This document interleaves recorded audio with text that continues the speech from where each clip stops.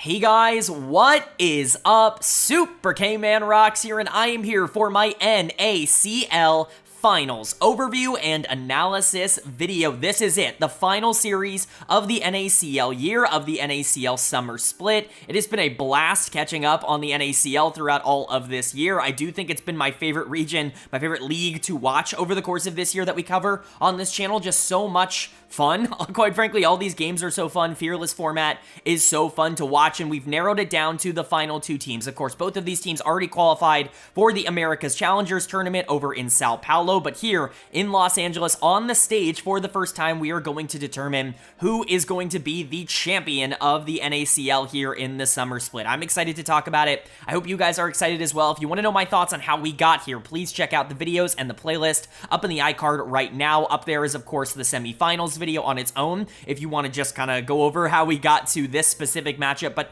we've covered every single game that's happened in the NACL over the course of the summer split over all of 2024, so if you're interested in that, the playlist to every single video every single week will be up there as well if you want some catching up. Of course, not required viewing. We're definitely going to be previewing these two teams in isolation before the series ends up starting, but definitely worth checking out if you want to know my thoughts on how we got here. But I don't want to waste you guys' time too much at the beginning of this video. It's about the finals. That is what we are going to be covering. And if you're new here, how we're going to do it is we're going to go game by game, talking about the advantages and the disadvantages that each team was able to generate. I'll be giving a player of the game and a dud of the game for each individual game that we cover. And at the end of the series, I will be giving a player of the series, or more accurately, a finals MVP to tie everything into a nice, neat little bow. We don't quite know the repercussions of this finals win just yet. We know that there is a guest spot in the LCS next year for a Tier 2 NACL team. Perhaps this could play some sort of factor in determining that. That has not been announced, and so we don't know, but it certainly cannot hurt to win the NACL in the final split before that guest spot. So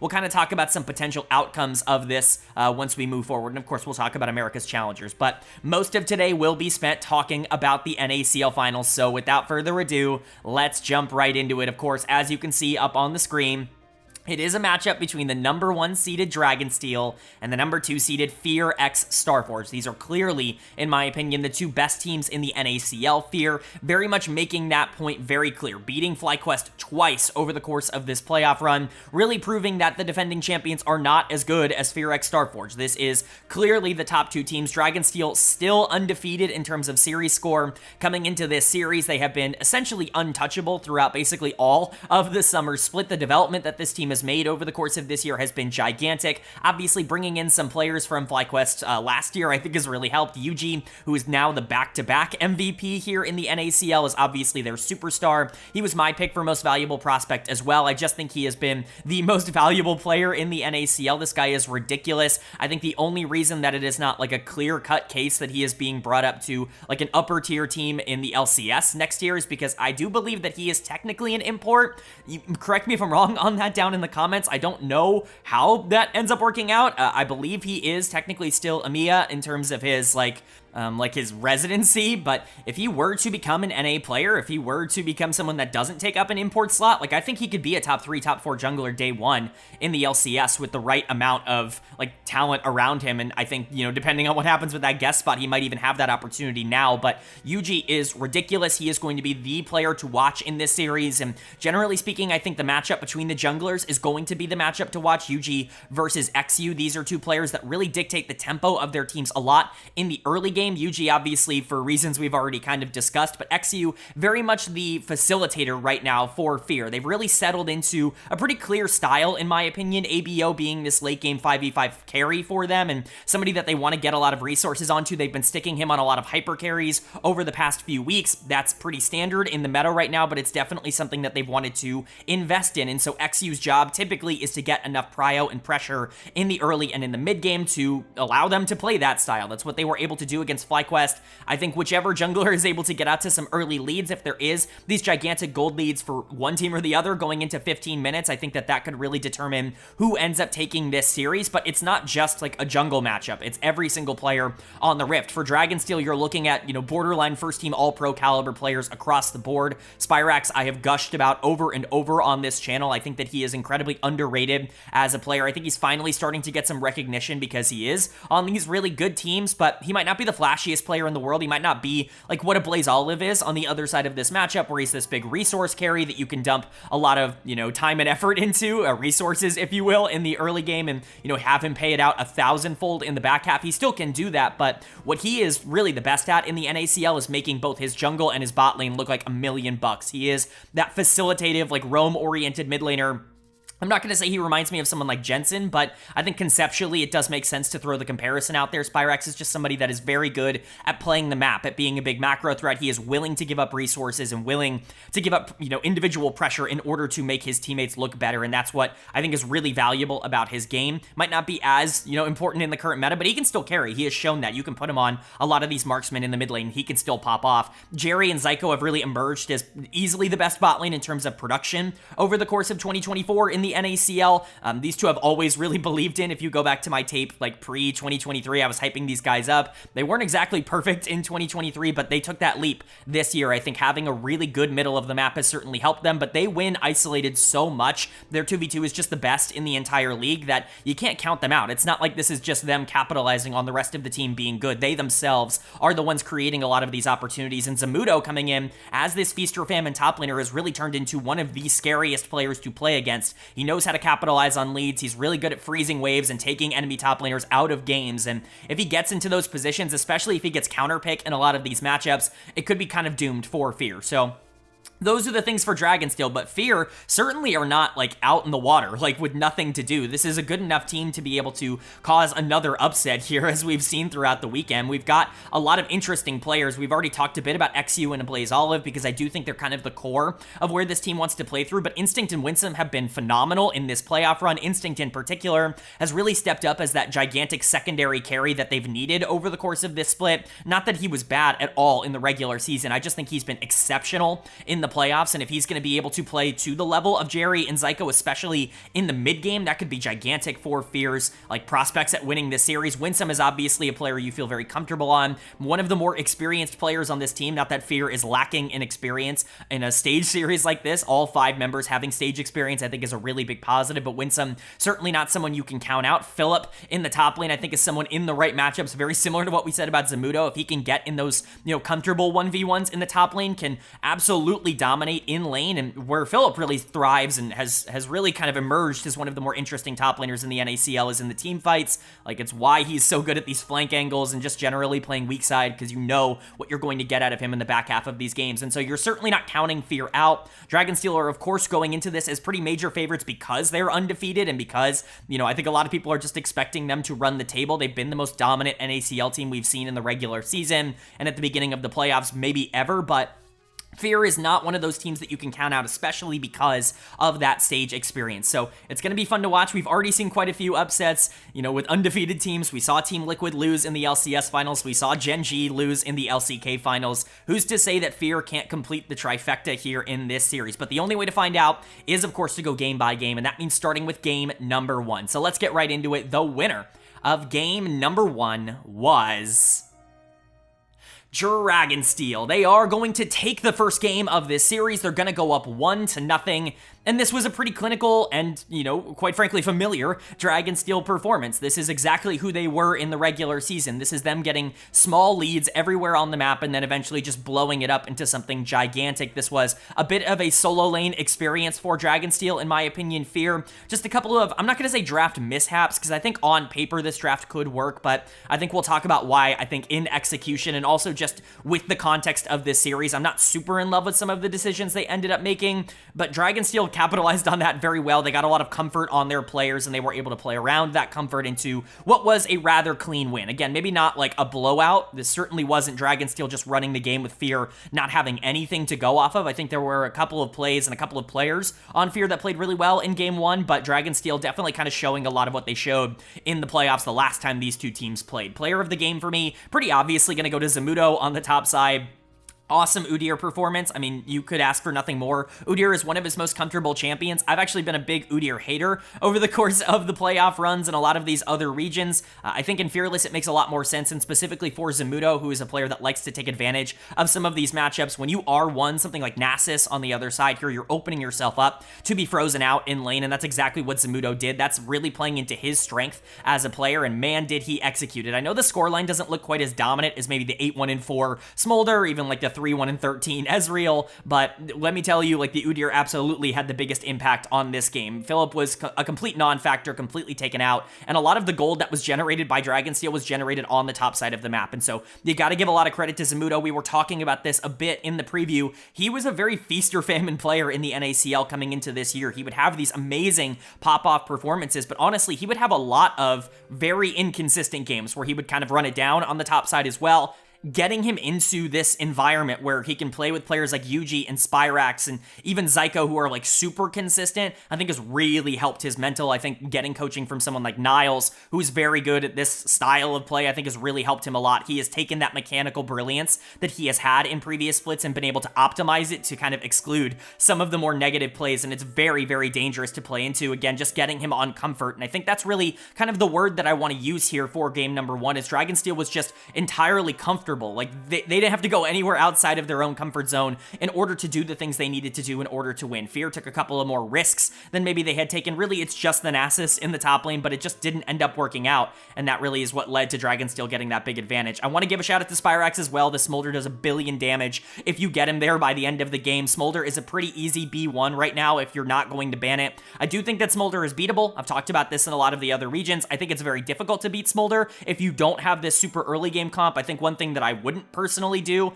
and this is just personal preference, I'm not criticizing Fear for this, is I don't think I would try to match Smolder with scaling. I just don't think you're ever going to be able to scale as efficiently as something like Smolder, and if you do lose the early game, the game is just over. Like, there is no way to play that out from that point onwards, and that's what Fear wanted to do. You're going for this Nasus plus Zeri kind of dual carry in the back half of the game with a Maokai who doesn't really have a ton of early pressure, and so the Smolder is just allowed to get to the breakpoint where he is able to take over. Spyrax has actually been really good on Smolder throughout this split, and so it's not surprising to see him have another good game here. Yuji, Jerry, Zyko, they were all very good. Zyko had a couple of great engages on the Rel. Really happy to see that. Jerry, his consistent Ezreal self. Yuji had some really good plays in the early game.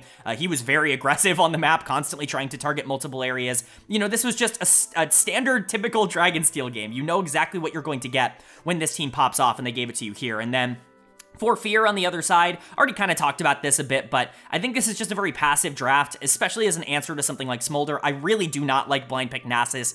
It's really common. Like, we're even seeing B1 Nasus everywhere. We've seen it here in the NACL. We're seeing it in the LCK. We're seeing it in the LPL. LCS has pulled it out a couple of times. Like, I get that there is a lot of strengths to Nasus and that there are certain situations where he can get super fed in the early and mid game and become genuinely unkillable while also just having free damage from the Q stacks, but he's very exploitable in lane if you can get to that. And Udyr is one of the champions that can just completely stifle Nasus. I just don't like blind pick Nasus. I think it's a very overrated pick in the meta right now. Philip is going to get dud of the game. We saw the weaknesses of this champion here, but the feast or famine rate of that champ is ridiculously high, as we've seen everywhere in the world. Even when people are blind picking it, it's not necessarily going well. Even when good players are playing it. We saw Showmaker get completely, like, destroyed on this champion multiple times throughout the LCK playoffs, just because that's the nature of the champion. If you get set behind early, there's not really a lot that you're going to be able to do. You don't really have any gap closing tools behind the Wither, and so if you are able to get kited out, if you are playing into something that can just kind of ignore it, then it's a bit of a problem. Like, Nasus as a champion has a few fatal flaws that I think caught up to Philip in this game, but hopefully they can rebound in game number 2. I do think XU and Instinct both had pretty good games. XU attempted to salvage it with a really nice counter gank on the top side. It just didn't matter. Like, they were too far behind in gold at that point, and the Smolder started to ramp up. Ablaze Olive, I thought was fine. Instinct was really good. Like I said, Winsome was generally fine. But again, when you're looking at Nasus plus Maokai plus Zeri, where are your tools to shut down things like Smolder and Brand in the early game? Where are your tools to not allow those champions to start to scale and snowball out of control? You just don't really have them. I think we have been shown time after time across this meta that while scaling is very dangerous, if you are able to establish that gold lead early on, you're actually going to be able to control the entire game a lot more than if you have these hyper carries in the back half. So we'll see how that transition ends up going. We'll see if Fear ends up making any changes, or if Dragonsteel maybe wants to index more into one area or another. It's just game number 1. The series is not over by any means. Fear put up a pretty decent fight here. They had a couple of good plays. It just didn't end up working out in their favor. If they can bounce back and win game number 2, they're still in a very good position here. But if Dragonsteel end up taking that 2-0 series lead, having to win 3 games in a row against Dragonsteel is just not going to be easy. Nobody has been able to do it over the course of this year. So a very important game for Fear, in my opinion, in the finals here. But only one can take it. Who will it be? Well, the winner of game number 2 was Dragonsteel. They are going to take game number 2. They're going to go up in this series 2-0, and they are looking dominant through the first 2 games. This team just feels unbeatable at this level right now. I don't even think this was a bad game, all things considered, from Fear. Obviously, there are some things that they need to clean up. I think that there are definitely some misplays here or there, but Dragonsteel just feels so confident in terms of their ability to capitalize on any mistake in any game situation. It's a very difficult thing to try to play into, and I do feel bad for the Fear players because Dragonsteel just feels like they are a cut above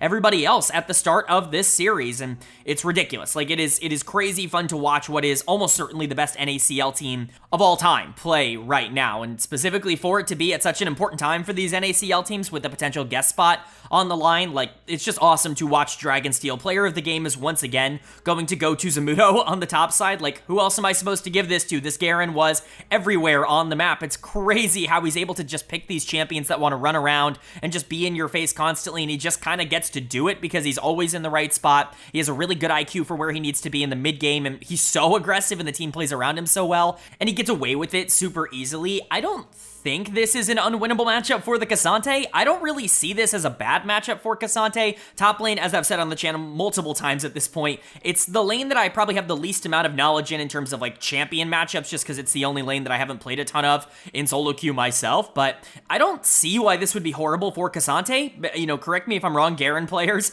down in the comment section below, why you would just obliterate him, and R5 Garen is just like such a broken pick in this circumstance. But, you know, Zamudo just being able to win, obviously with resources on the top side, was so gigantic once again for Dragonsteel, and we're talking about the most improved player. We're talking about somebody who has leveled up his game so much coming into this team and has made a real impact in turning them into the #1 team in the league. He's continuing that, and I would argue that this has been one of his more dominant performances ever in the NACL. For it to be happening in the finals at such a crucial time to go up 2-0, it's just a ridiculous sign here for Dragonsteel. Also want to give a big shout out to Spyrax, who I think is also having a phenomenal series. This really is kind of a solo lane breakout for both of these two. Not that either of them were under the radar. Spyrax was first team All-Pro, Zamudo second team All-Pro, but most improved player. I gave Zamudo my first team All-Pro nod. You know what I mean? Like, these aren't nobodies that are popping off here, but it is nice to see the solo laners being the ones to kind of step up and be big influences on the game overall. Spyrax doing great on these more aggressive, like, actual AD carry, marksman mid laners. We've seen him a lot on these more roam-style champions. It's funny, I would argue that stylistically it makes sense for these mid lane champions to swap teams, but I think in terms of how things are working out in this series, the Tristana actually makes a lot of sense. Jerry and Zyko are just so dominant in the 2v2. If you give him Kalista on R1, he's gonna win lane. It honestly doesn't even really matter what he's going into or what he's playing with. Like, Zyko was good this game on the Nautilus, but Jerry is so strong in the isolated 2v2 that he's able to get these gold leads that nobody else is able to get as consistently in his spot. Yuji continues to be a massive macro presence for this team. Dragonsteel is just entirely intimidating to try and play into because they constantly have gold leads, they're constantly in the right spot, and if they go into the mid game with these big advantages, they're just able to close out these games super easily. So credit to Dragonsteel, another really big win here in game 2, but for Fear, you know, it feels like this series is unfortunately slipping out of your hands here after game number 2. Having to win 3 in a row against Dragonsteel is not an easy challenge. Nobody has been able to complete it over the course of the summer split, but a reverse sweep would be a pretty cool narrative. I think there are some things to take away from this game that weren't horrid. I think that Instinct continues to be fine in the bot lane. I think if he were going up against someone that wasn't Scary Jerry, he would actually be in a pretty good spot in some of these series and some of these games. I just don't think that it's easy to be able to get those gold leads in those circumstances. Winsome, I think, was generally fine as well, but the top side of the map continues to be something that is just going in favor of Dragonsteel. I don't even think Philip played all that bad in this game. He is going to get dud of the game for me because top side of the map was the one that kind of broke the game open for Dragonsteel, but individually, I don't think Philip made that many gigantic mistakes. I honestly just feel like Zamudo is just on fire on the day, and that's a really unfortunate thing to say. I think XU and ABO are also just not able to have the same kind of pressure that they've been able to have against other teams. You're not seeing what they were able to create in the early game against Fly. You're not seeing what they were able to create in the early game against everyone else in the NACL right now. And ABO specifically on something like Talia, I understand the idea of it because you want to make sure that you can get the rest of the team involved in this action. Talia is a very versatile mid lane champion. It's not quite as stylistically limiting as a marksman would be, but you don't really have that hyper carry in the mid lane, and ABO has been the player that you have most consistently played around over the course of this year. To take that away in a pretty pivotal game number 2, again, maybe not the direction I would have gone in. It feels like this team just is moving away from their style. I know it's fearless, and there are only so many options at your disposal, especially with things like Corki and Aurora all banned out in this game, but you know, I think Fear is on the back foot, and they're going to need to recover here in game number 3, obviously. They do not want to get swept in the finals. I don't think it would be the worst thing in the world. They're already going to the America's Challengers tournament in Sao Paulo. I think, you know, having some sort of experience on the stage against Dragonsteel definitely helps to build that resume, even if it doesn't go particularly well, but I'm sure they want to, at the very least, win one game, if not a couple, moving forward in this series. But Dragonsteel has the chance to do what was done to them in the previous spring split. They have the chance to sweep away the grand finals and take that trophy for themselves, declaring themselves as the undisputed kings of the NACL. Are they going to be able to close it out in 3, or is Fear going to keep this alive for one more game? Well, the winner of game number 3 was Dragonsteel. They are going to take game number 3. They are going to take this series 3-0, and your 2024 NACL Summer Split champions are Dragonsteel. Maryville University, congratulations to this team, to this org, to, you know, all of the players associated with, you know, Maryville or Dragonsteel over the past couple of years and months. It's been a long time coming to see this team at the top of the totem pole. Maryville has been a consistent powerhouse name in North American League of Legends development for forever, for as long as I can remember, and for them to be paid off here with a championship right at probably the biggest time for the NACL, it's pretty appropriate. It's a very fitting end to a split of dominance from them. For Fear on the other side of this, obviously it hurts. It sucks to be clean swept out of the finals. You probably wanted to do at least a little bit more than this in the finals, I'm sure, but obviously they can't be too down on themselves. They are guaranteed a spot in America's Challengers. They have a chance to go redeem themselves in an international tournament. And for these players that have played at the LCS level, they've not gotten to play international tournaments. Winsome is the only player who's been able to play outside of North America on this team, and so I'm sure that that is something that they're going to be training for and looking forward to. Obviously, it sucks to have your, you know, domestic split end the way that it did, but it's not the end of the world. They're going to have their chance at getting their revenge, and we will talk about that later. But for Dragonsteel, player of the game in game number 3 for me is going to go to Zyko in the support position on this Alistair. I'm a huge fan of Zyko, and this is a pretty appropriate way for him to end off his tenure here in the NACL, or at least I assume end off his tenure in the NACL. He has officially graduated from Maryville. They made a big deal of that on the broadcast. This was always going to be his last series playing for this university because of graduation, and so for him to go out with the championship, one that they weren't able to get last split, one that they weren't able to get in the CLOL championships, you know, it's just got to feel like such a great moment for him individually, and I thought he played great here in game number 3. Those engages on Alistair were huge. Being able to set up Jerry in particular in this game to take over, I think, was gigantic, and overall the Dragonsteel bot lane very much came in clutch in this series. Their dominance and their ability to get gigantic leads in the early 2v2, you just can't overlook it. They're the best at it in the entire league of any lane. Maybe other than Surdy, like he's the only other laner that I can point to that's getting the same kind of consistent leads that these two in the bot lane are, but they're always up in gold going into the mid game, and a lot of that is Zyko, but a lot of it is Scary Jerry as well, who did play well on the Jhin. You guys know I'm a huge fan of Jhin as a champion. I think he's very misrepresented by the community at large. This champion just does so many things. If you get him gold, he can do a lot of damage, and I think Jerry and Zyko executed this perfectly. But player of the series, come on, super easy choice here for finals MVP. It's gotta go to Zamudo on the top side. I didn't even really have to think about this. Zamudo was by far the most impactful player on the Rift here today. I don't even think Philip played all that bad on the other side of this matchup, but Philip felt relatively irrelevant to the series as a whole because Zamudo was just so active and was so good in the early parts of these games. The Poppy, the R5 Poppy here in game number 3, very effective, but he's mostly getting this for games 1 and 2 where he just completely took over every single part of the map. A phenomenal series coming in from the one replacement player, the one player that came in and kind of elevated the ceiling of this team. I'm not going to say he's the reason they got to number 1, because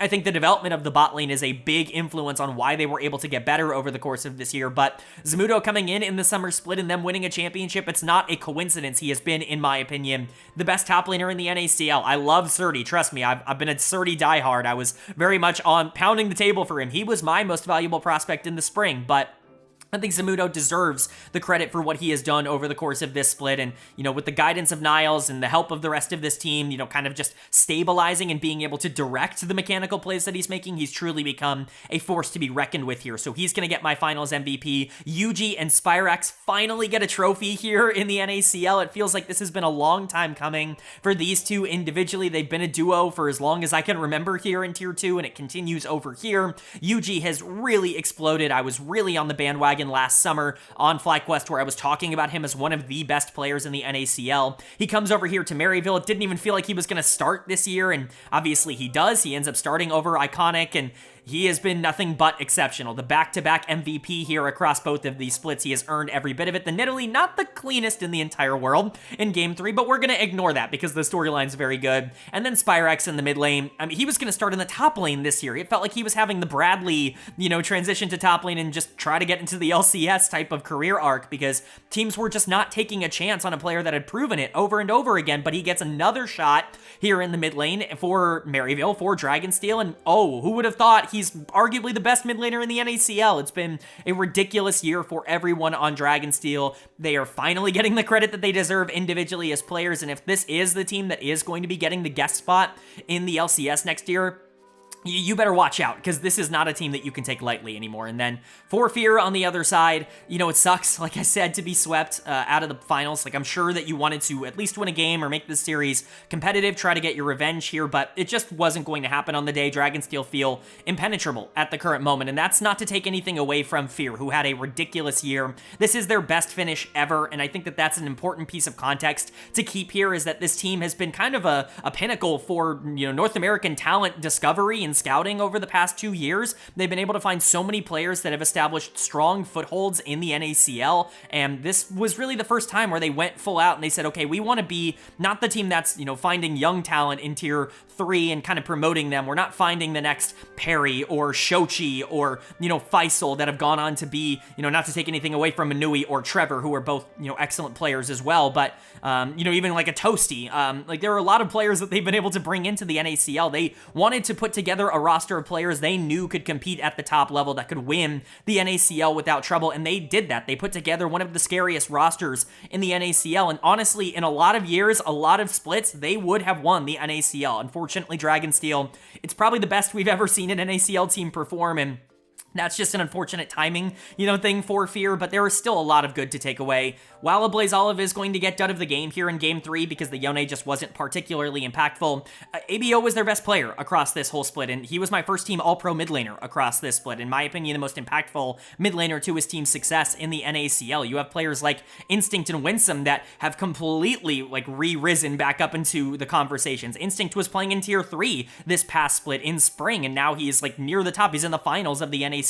Winsome, a player that a lot of people have a lot of confidence in, he hadn't exactly had the success to back that up, but here we are there. XU kind of getting dumped for this Dignitas super roster in the LCS, proving his worth once again and proving that he was given up on way too quick by his own org here in summer. And Philip, who's kind of the long-standing member of Fear at this point, sticking around with this team and continuing to be kind of the rock on the top side. There were so many positive takeaways for Cincinnati Fear, for Starforge over the course of this split. It's just unfortunate that it has to end this way. Obviously, their year is not done. They're heading to Sao Paulo. They're heading to the Americas Challengers, and I'm excited to see what they can do there. I think there's a really, really good shot that they are one of, if not maybe even the best team at that tournament. Obviously, Dragonsteel is going to be the heavy favorite, but who's to say that Fear can't make finals alongside them and maybe even get their revenge? They're certainly going to be practicing and training, but I'm excited to see what this team can do moving forward. And then for Dragonsteel, they're just unstoppable in their current form. If they can maintain this momentum, they're going to run through America's Challengers, and they're going to prove that they have to be in the LCS next year. Whether that's a part of this org or a different org, I don't know just yet, but these players have proven beyond a shadow of a doubt that they should be in Tier 1, and that's what the NACL really is for. This has been an unbelievably dominant split, and they deserve every bit of praise that they're going to get for it. All right. Alright, but that is going to do it for my NACL Finals overview and analysis video, and that's going to do it for my NACL coverage here in the summer split. The domestic coverage is over. America's Challengers is, of course, up on the way, but congratulations to Dragonsteel. I'm very, very, very happy for them. Congratulations to Maryville, congratulations to Brandon Sanderson, everybody involved in this project, and of course, congratulations to the players and the coaching staff for being able to get them where they are. As I've said at the end of this video already, they've really worked hard to earn and deserve this, and so I'm excited to see what they can do. But of course, America's Challengers coming up. It's going to be Dragonsteel, it's going to be Cincinnati Fear heading to, or I guess Fear X Starforge, pardon me, heading to that tournament. You know, the two sponsored orgs getting to represent North America in Tier 2. I have a feeling they're going to do pretty well there. I haven't quite watched enough tape on the other, 4 participants at that tournament yet to really make any definitive statements, but I've watched enough to know that I think we're going to be doing pretty well here representing the NACL. But let me know what you think of the America's Challengers tournament down in the comments section below. But I just want to end off this video by saying thank you to everybody who's watched all the videos over the course of this year. Whether or not you've watched, every single NACL video that we've made covering every single game, or if you just tuned into the finals, it's really meant a lot to me. The NACL is my favorite league to cover that we cover on this channel. It's the reason that despite, everything getting really hectic around LoL esports and there being so many things to cover, I never have once considered dropping the NACL regardless of the viewership, because it's my favorite league to cover. And I think North American, development and the ecosystem surrounding NA talent, it deserves to be showcased and highlighted. And, I really appreciate you guys who have stuck around and maybe watched a lot of the videos, who have commented on a lot of the videos. It's been a pretty great year for the NACL, and I'm excited to continue covering it in the future. But that's a little sentimental. I appreciate you guys, but if you enjoyed the video, leave a like. It really does mean a lot to me. It lets me know you guys are enjoying the content, and it does help get this video out to a lot more people, which I'm always very appreciative of. If you're new here, hit the subscribe button. We don't only post about the NACL, we post about all 4 of the major regions, and America's Challengers is around the corner. Worlds is around the corner. We've got the LCK qualifiers still remaining for domestic play, but then it's just international stuff from that point onwards. I'm excited to go over all of it, and if you are excited as well, hit subscribe and hit that bell so you can be notified when all of those videos do go live. But of course, with all that being said, I hope you all are having a great day. I hope you continue to have a great day, and I will see you all later.